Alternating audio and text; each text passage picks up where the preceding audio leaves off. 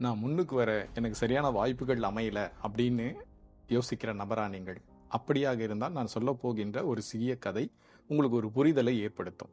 2 நண்பர்கள் ஒரு குளத்துல மீன் பிடிச்சிட்டு இருக்காங்க. அதுல முதலாவது நபர் சின்ன சின்ன மீன்களா பிடித்து தன்னுடைய கூடையில நிரப்பிக்கிட்டு இருக்கார்.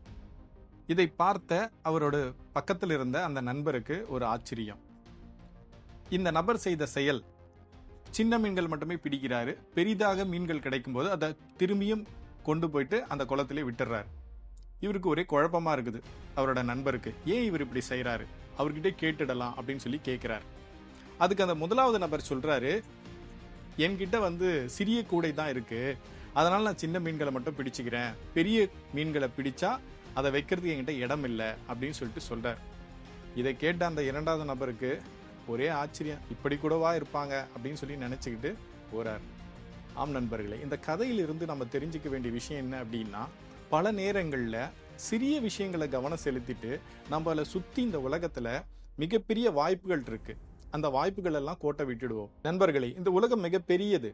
நம்முடைய மனதையும் கண்களையும் நம்ம திறந்து வைத்து பார்த்தோம் அப்படின்னா நமக்கு நிறைய வாய்ப்புகள் கொட்டி கிடக்குது.